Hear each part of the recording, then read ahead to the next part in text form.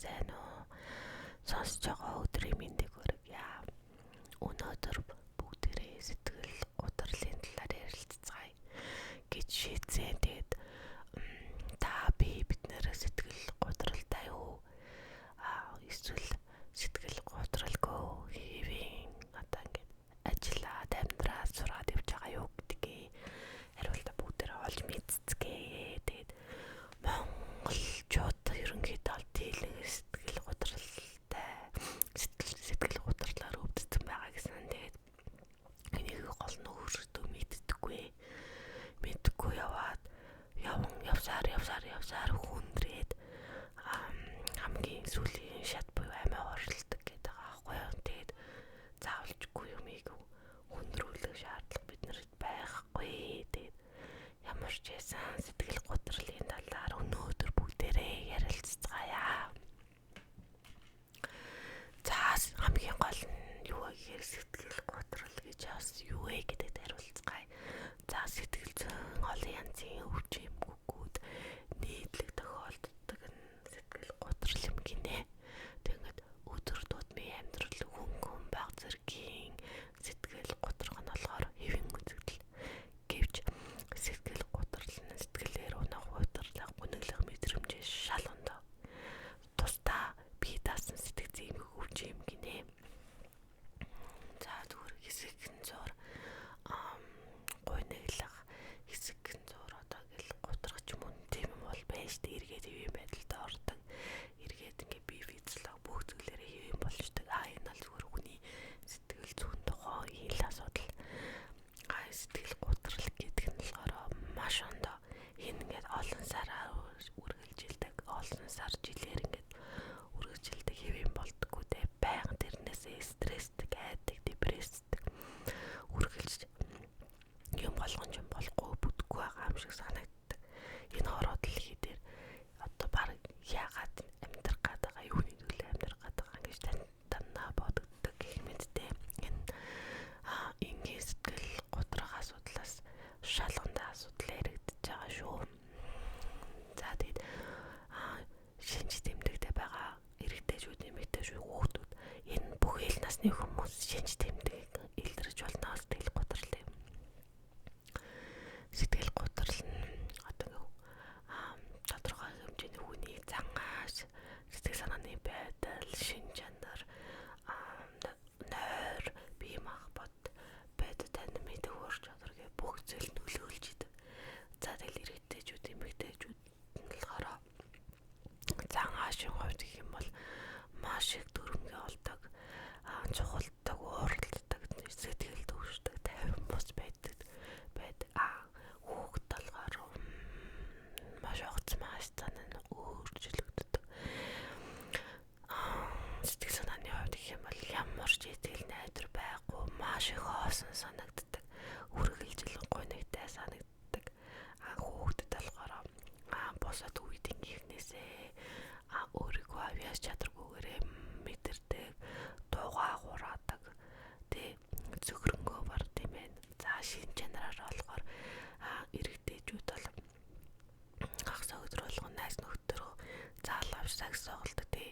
Эмэгтэйчүүд нь болохоор ямар нэгэн йог ч юм уу, бясалгал ч юм уу, фитнес явах дуртай ч юм уу тий. Маш их дуртай зүйлүүдээсээ гэнэт сонирхол нь буурдаг, тэрийг сонирхоо болдог. Их хвчлэн тодорхой хэмжээний өвглийн талаар бодоод эхэлдэг ч юм уу те. Ингээд шин чанарын хувьд бол юм болоод эхэлж байгаа. Нойрны хувьд бол угаасаа нойргуудалд ордог. Нэг бол маш их олон цагаар унтах, нэг бол унтаж чадахгүй. За унтсан ч гэсэндээ 30 минут бол цаг болол нэг цаг гарan болол сэрчдэг, буцаалаарай гэж унтаал дахиад 31 цаг болол сэрчдэг ч юм уу те.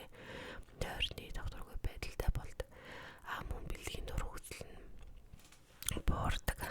Бие махбодын хувьд бол юун ч өвдөд байгаа мэддэггүй, толгойн байнга өвдөг, олигтой юм байж үргэлжид ядардаг те.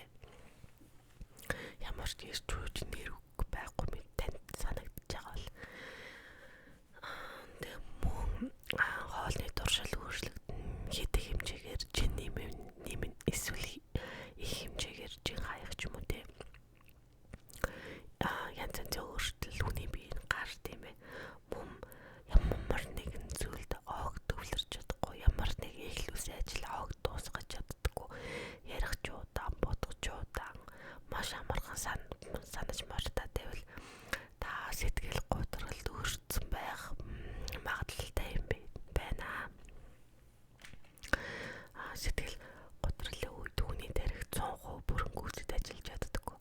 Сэтгэл готролгүй үед бол 100% те эрүүл ухаанаар сэтгэд юм байна. Сэтгэл готролын үед л урд тарих маань ажиллагаа олждог.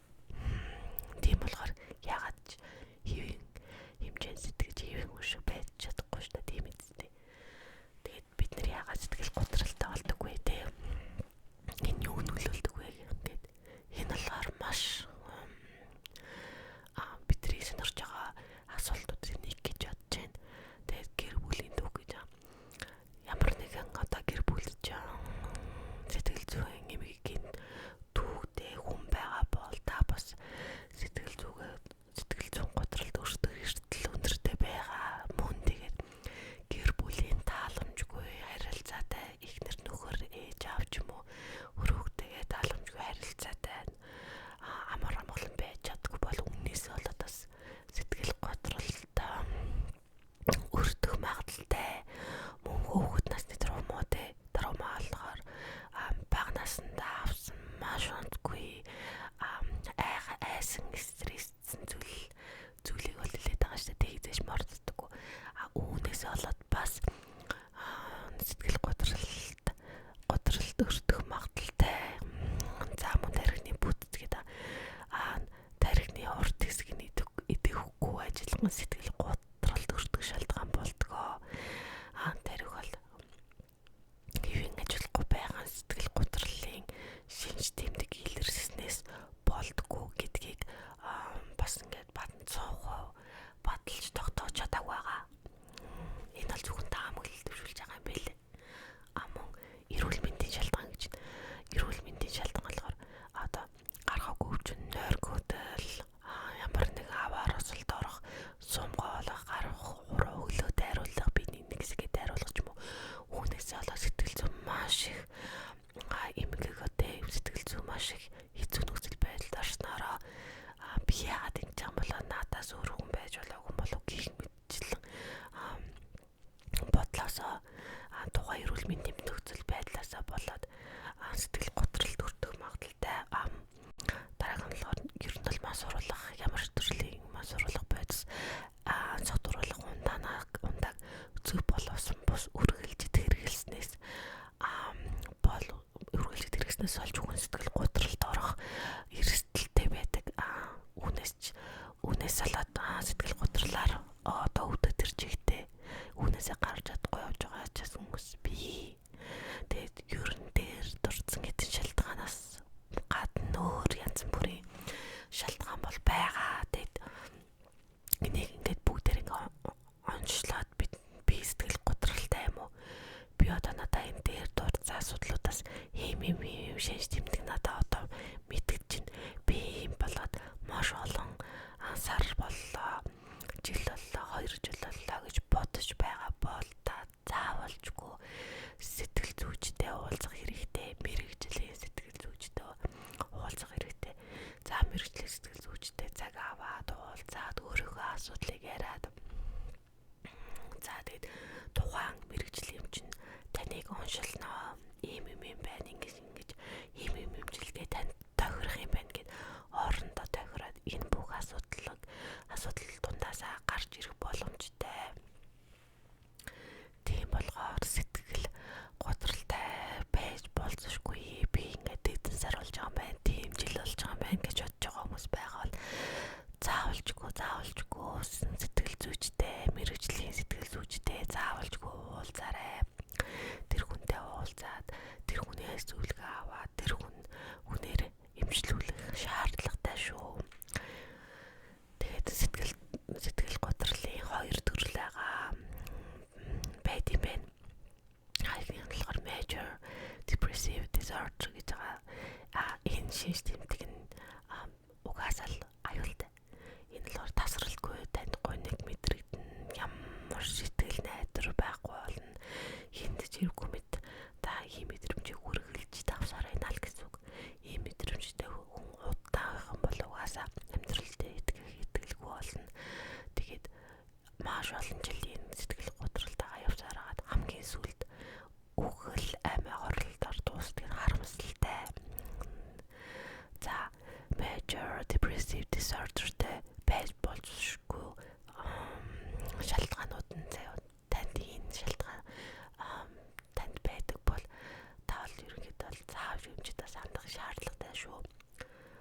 24 цагийн өдрийн дандаа сэтгэлээр ундаг бол байнга хийдэг зүйлээсээ сонирхолж буурах юм бол мэддэггүйгээр илтээр жинэмэх эсвэл дурах юм бол хивнээс их ундаах эсвэл огт ундаж чадахгүй бодгонуудаа ширж хөдөлгөөн удаашрж байгаа л юу ч хийгээгүй юм байж ийж маш ихээр ядарсуултаад ирж хүч муутай болсон бол хинт ч хэрэггүй санагдах.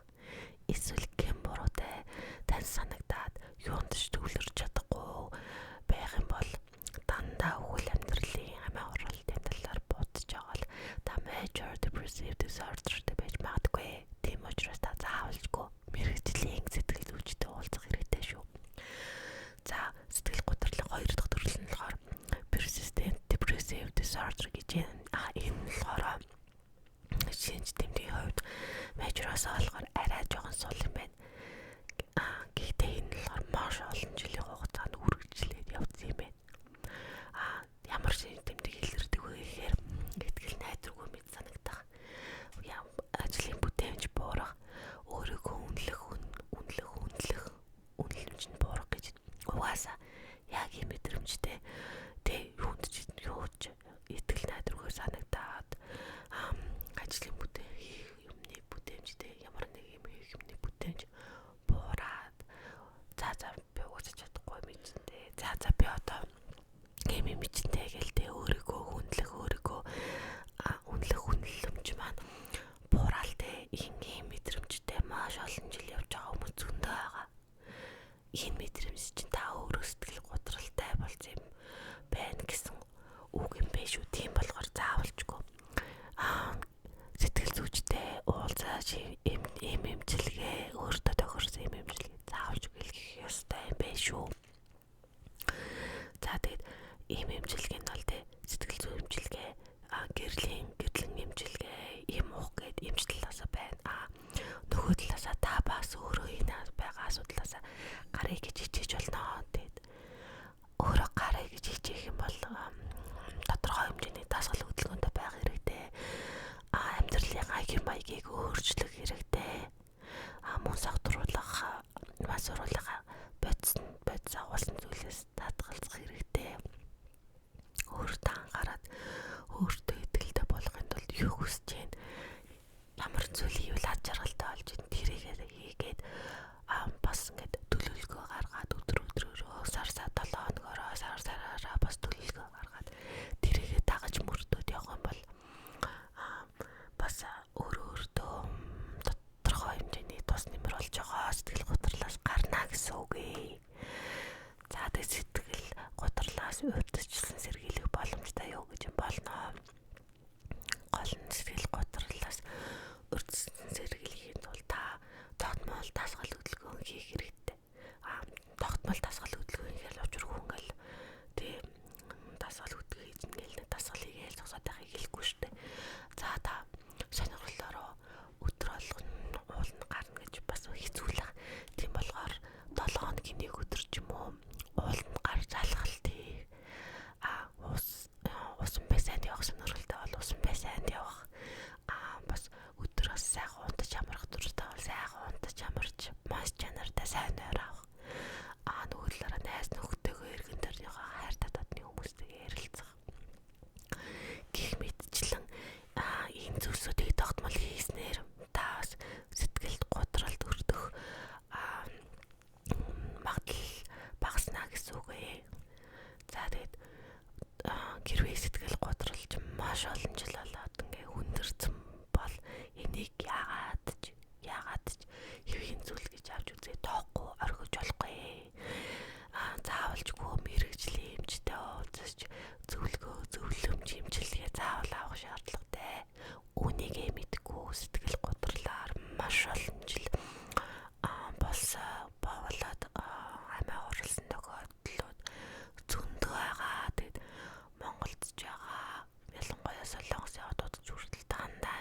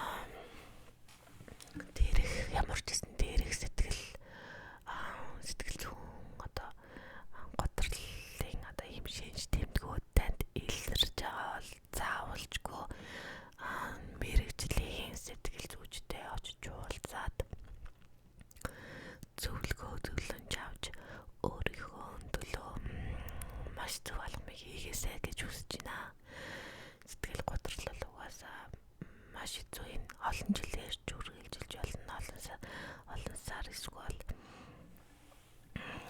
таныг хүмүүстэлж үргэлж болох учраас заавалжгүй мэрэгжлийн эмчит хандах хэрэгтэй. Монголд угаасаа гараал угаасаа бүх илүү амар стресст болж байгаа. Нэг булангаас нөгөө булан явах хүртэл угаасаа маш их төвчрээтэй те. Нэг хотын цагаас нөгөө цаг цааш нэрээ өглөөр гарахгүй л угаасаа худлаа. За автобус зэрэгэнд суулаа гэхэд шахацлтал мөхөөдөн те. Үнийг ерөөсөө алгаж амьдарч байгаа бүх хил газар нь цагт минутууд бүр нь угаасаа хүний эсрэг дандаа стресстүүлэх зүйлсүүдтэй ийм нэг бид нар амьдарч байгаа учраас өрөөсөрийн хооронд цалингаа хооронд лизингийн хооронд амьдарч байгаа хүмүүс маш их стресс аваад тэгээд үнийгээ даахгүй бас буруу шийдвэр гаргахыг гэж бас айж ин тэгээд дээрх шинжтэндгүй танд маш олон удаан хугацаагаар илэрч байгаа л заавалжгүй мэрэгжлийн эмчит цаг зав гаргаад үзүүлээд уулзаа зөвлөгөө заавал аваарай. Тэгээд энэ стресстэй нийгэмд эрүүл агараа л гэж үзье та. Сэтгэл готрол үний нүдэнд үл үзэгддэг. Тийм л үуч байгаа. Тэгээд бүгдээр нь амжилт хүсье. Шинэ